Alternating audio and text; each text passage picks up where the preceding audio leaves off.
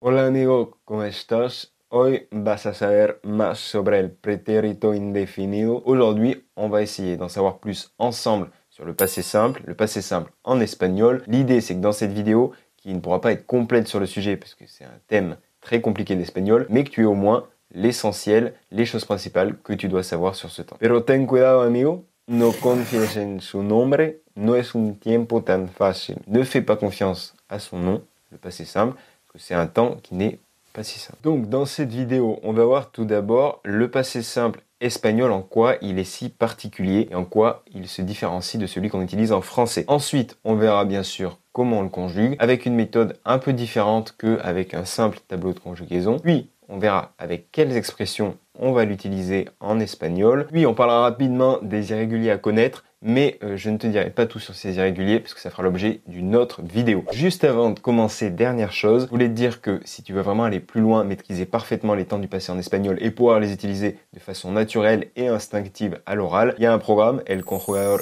Pasado, dont je vais te parler un peu plus en fin de vidéo, donc reste si tu veux en savoir plus. On va donc tout d'abord voir comment on utilise ce fameux passé simple en espagnol et pourquoi il est différent du français. En français, on n'utilise plus le passé simple, ou presque plus à l'oral, et on va l'utiliser seulement dans des moments très spécifiques, par exemple dans un roman, quand on raconte une histoire, dans un contexte formel. Au contraire, en espagnol, on n'a jamais arrêté de l'utiliser, et on l'utilise très souvent, autant à l'oral qu'à l'écrit. El pretérito indefinido o pasado simple se usa muy a menudo en espagnol. Sache que c'est aussi un thème un petit peu compliqué, mais pour voir très brièvement la différence entre ces deux temps, le passé composé va servir à parler d'un temps plus proche qui n'est pas révolu, inachevé, et au contraire, le passé simple va servir à parler d'un temps qui est révolu, achevé et qui est un petit peu plus lointain. C'est pour la différence de façon très grossière. Bueno, ahora vamos a ver cómo se conjuga este tiempo. On va à présent voir comment se conjugue ce fameux temps. On va voir ça en plusieurs étapes. L'important quand tu apprends une conjugaison en espagnol, c'est pas de voir un tableau entier et de tout apprendre par cœur, c'est d'abord de savoir reconnaître les formes. C'est qu'en fonction d'une terminaison, tu puisses savoir de quel temps il s'agit. Je te donne un exemple, si tu dis compraba, aba, tu sais que c'est forcément de l'imparfait avec ce B, compraba. Et c'est pareil, tu vas voir au passé simple, si tu entends par exemple du haste, iste, dans ces cas-là, si tu entends ça, au moins tu sauras que c'est forcément du passé simple. C'est ce qu'on appelle en anglais le pattern recognition, donc la reconnaissance de forme. Ahora, te voy a presentar las conjugaciones, pero no con una tabla, sino con pares. On va voir ces conjugaisons par paire. On va commencer par le je et le il, elle, parce qu'ils ont des similitudes. Ensuite, on verra le tu et le vous, toujours pareil, parce qu'ils ont beaucoup de points communs. On verra ensuite le nous, et pour finir, le il, elle au pluriel. ¿Te viene bien, amigo? ¿Ça doit? Bueno, empecemos. On commence par le je et le il, elle. Et pourquoi on va les voir ensemble, c'est parce qu'ils ont tous les deux un accent très caractéristique qui va permettre de les reconnaître. Cet accent, il va être toujours à la fin, sur la dernière syllabe, sur la dernière lettre. Et pour le je, qu'est-ce que ça va donner? Par exemple, je mange, yo, comí, y accent. Donc ça, c'est pour les verbes en er. Ça va être la même chose pour les verbes en ir, comme vivir, yo viví, yo viví. Le diré si es necesario que viví, que nací de carne y hueso como todos los demás, que viví cada segundo y algo más, que viví gracias a eso que la vida me ofreció, porque el hombre es el más bueno y el peor.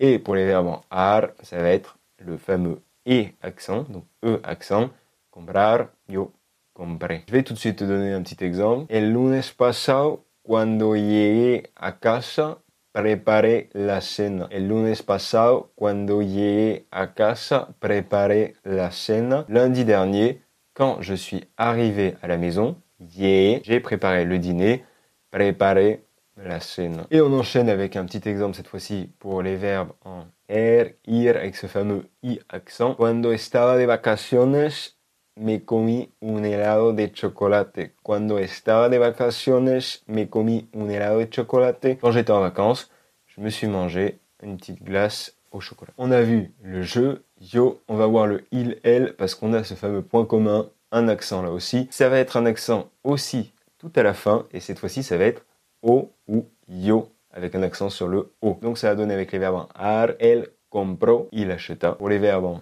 er, ça va être comer, ella comió, él mangea. Et pour vivir, verbe en ir, c'est la même chose, vivió. Ella vivió. Et voici un petit exemple avec un verbe en er. Tu peux dire mi mamá nació en 1963. Mi mamá nació en 1963. La mère est née en 1963. Et un deuxième exemple. El mes pasado, Sara perdió sus llaves. El mes pasado, Sara perdió sus llaves. Le mois dernier, Sarah a perdu ses clés. No encuentro mis llaves. Tal vez las perdí ayer. Antes de pasar a las otras personas, te quería comentar deux petites choses intéressantes à noter avant de passer aux autres conjugaisons. Tu peux remarquer que les conjugaisons au je et au il, elle sont un peu inversées par rapport au présent. C'est qu'au présent, par exemple avec comprar, on dit compro pour le je, et que cette fois-ci, quand on dit compro avec un accent sur le o, ça va être il acheta. Compro, j'achète. Elle compró, il acheta. Et au contraire, au il, elle, on va dire compra, ou par exemple avec comer, on va dire come. Et cette fois-ci, quand on va le passer au passé simple, au je, ça va être par exemple yo compré avec ce fameux accent, ou encore yo comí. C'est une inversion qui ne fonctionne pas parfaitement, mais ça peut t'aider, ça peut être un petit moyen mnémotechnique de t'en rappeler. Pour terminer, donc, tu peux voir qu'en fait, on met ce petit accent à la fin pour vraiment marquer, pour montrer qu'on parle de passé simple. C'est une façon de différencier. Par exemple, quand on dit compro au lieu de compro, pour que ce soit deux temps différents. Ya hemos visto las conjugaciones del yo y del él, ella, usted. Ahora vamos a ver el tú y el vosotros. Y por qué estas dos personas son muy parecidas. On va voir donc le tu et le vous. Pourquoi on les voit ensemble? Parce qu'ils sont très similaires. Le tu avec comprar, par exemple, ça va donner tú compraste. Donc on a ce aste, qui est un petit peu bizarre, on va pas se mentir. Et pour le ir, ça va être comer, tú comiste, ou encore tú viviste, vivir, tú viviste. Donc on a aste, iste, c'est facile à reconnaître quand même parce que quand tu vois ça, tu sais tout de suite que c'est du passé simple et que c'est du tu. Cuando llegaste a mi casa el lunes pasado, preparaste la cena. Cuando llegaste a mi casa el lunes pasado, preparaste la cena. Quand tu es arrivé chez moi lundi dernier, tu as préparé le dîner. Donc ici deux verbes, llegaste y preparaste. Et cette fois-ci un autre exemple avec un verbe en nacer. Tu naciste en 1978. Naciste en 1978. Tu es né en 1978. D'ailleurs, t'es né quand? Je t'invite à me mettre ça dans les commentaires pour utiliser le passé simple en espagnol et pour déjà commencer à pratiquer la conjugaison du passé simple au je. Y bueno, con el vosotros, ¿cómo se conjuga?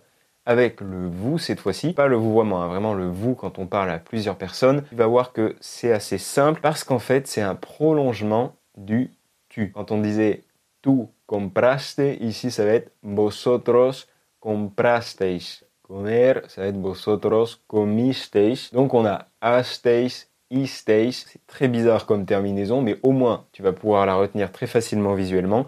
Et en plus, c'est un prolongement du tu. Donc voilà, au passé simple, on rajoute eis à la fin de la conjugaison au tu et on a le vous. Ahora vamos a ver unos ejemplos. Cuando llegasteis a casa el lunes pasado, preparasteis la cena. Quand vous êtes arrivé à la maison lundi dernier, vous avez préparé le dîner. Et on a donc llegasteis, vosotros llegasteis, vous êtes arrivé, et vosotros preparasteis. Vous avez préparé. Et un petit dernier exemple pour un verbe en nacer. Vosotros nacisteis en 2004. Nacisteis en 2004. Petit dédicace à nos amis des 2000. Bueno, continuamos con el nosotros. On continue avec le nous. C'est le plus simple. Tu vas voir que c'est extrêmement facile de conjuguer au nous, au passé simple. C'est exactement comme au présent. Las conjugaciones son iguales, amigo. Casi las mismas. Donc au nous, on ne change presque rien par rapport au présent, au passé simple. Ça va donner compramos. Nosotros compramos. C'est aussi exactement la même chose avec les verbes en ir. Nosotros vivimos. Nosotros vivimos. Et il y a une légère différence sur les verbes en Donc on dit au présent nosotros comemos. Et là ça va être nosotros comimos. La seule différence qu'on a au nous, c'est avec les verbes en er. Un petit exemple en contexte. Cuando llegamos a casa el lunes pasado, preparamos la cena. Cuando llegamos a casa el lunes pasado, preparamos la cena. Quand nous sommes arrivés à la maison lundi dernier, nous avons préparé le dîner. Ici, c'est exactement pareil qu'au présent. Llegamos, preparamos. Et un deuxième petit exemple, cette fois-ci avec un verbe en er, nacer. Nacimos en 1845. Nacimos en 1845. Nous sommes nés en 1845. Nous sommes morts.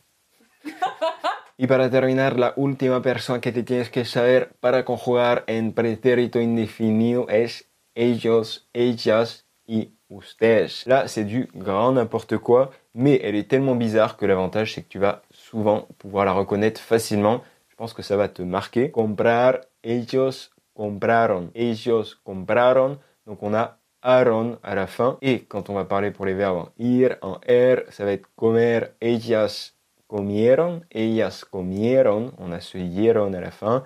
Et vivir, ustedes vivieron. Ustedes vivieron. Donc, on a aussi le hieron et ustedes, qui est bien sûr le vouvoiement pluriel, qui utilise cette même conjugaison comme pour le il et le pluriel. Qu'est-ce que ça va donner en contexte? On reprend notre même petite phrase et cette fois-ci on va dire Cuando mis padres llegaron a casa el lunes pasado, prepararon la cena. Cuando mis padres llegaron a casa el lunes pasado, prepararon la cena. Quand mes parents sont arrivés lundi dernier, ils ont préparé le dîner. Donc ici on a bien llegaron, prepararon. On va faire le deuxième exemple avec nacer, que tu commences à connaître. Mis hermanas son gemelas y nacieron en 1983. Mis hermanas son gemelas y nacieron en 1983. Mes sœurs sont jumelles et sont nées en 1983. Y ya está, amigo, c'est tout pour ces fameuses conjugaisons. À toi bien sûr de revoir tout ça plusieurs fois. C'est normal si tu n'apprends pas tout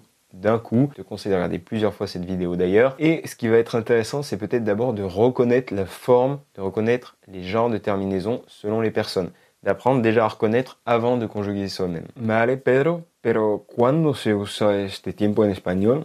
Quand est-ce qu'on utilise ce temps en espagnol? C'est ce qu'on va voir à présent. Je vais surtout te donner les expressions principales avec lesquelles on va l'utiliser. On va commencer déjà avec tous les moments où tu parles d'un temps passé terminé. C'est un laps de temps qui est bel et bien fini et qui appartient entièrement au passé, qui est achevé. Donc ça va être déjà ayer. Petite note d'ailleurs, ici on va parler vraiment de la différence passé simple, passé composé et l'usage du passé simple en Espagne. Voilà, comme ça tu sais. Donc ayer, ça va être toujours suivi du passé simple. Par exemple, ¿Qué hiciste ayer? Ayer me levanté temprano. ¿Qué hiciste ayer? Ayer me levanté temprano. Qu'est-ce que tu as fait hier? Hier je me suis levé tôt. On va avoir ensuite quand on parle de semaine, mois, année passée. El mes pasado, la semana pasada, el año pasado. Avec toutes ces expressions, tu vas avoir du passé simple. Mais ça peut être aussi quand on parle des saisons. Par exemple, el invierno pasado nevó muchísimo. El invierno pasado nevó muchísimo.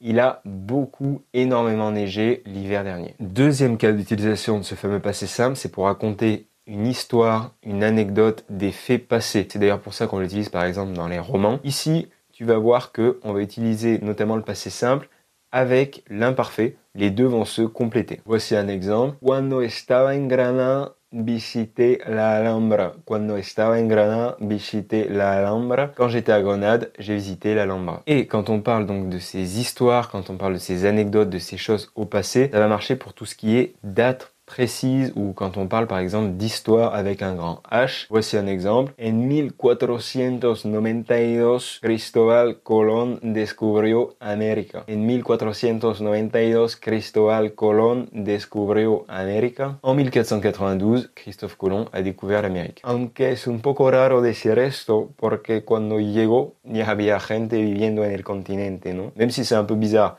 de dire qu'il a découvert l'Amérique, car il y avait déjà des gens sur place. Esto por los usos del pretérito indefinido. Bien sûr, je ne suis pas rentré en détail et on pourrait voir encore plus en détail la différence entre l'imparfait et le passé simple, la différence entre le passé composé et le passé simple, mais ça fera l'objet de 2 vidéos différentes et 2 vidéos d'ailleurs que tu retrouveras dans le programme El Corredor Pasado. À présent, je voulais terminer avec la grande question, quels sont les irréguliers à connaître et pourquoi cette question est très importante au passé simple, parce qu'il y a énormément de verbes irréguliers à ce temps. Ici, on n'aura pas le temps de tous les voir, mais je voulais t'en partager 2 qui sont les plus importants. Et déjà, si tu connais ces 2-là, ça sera un très bon départ. Le verbe ir et le verbe ser.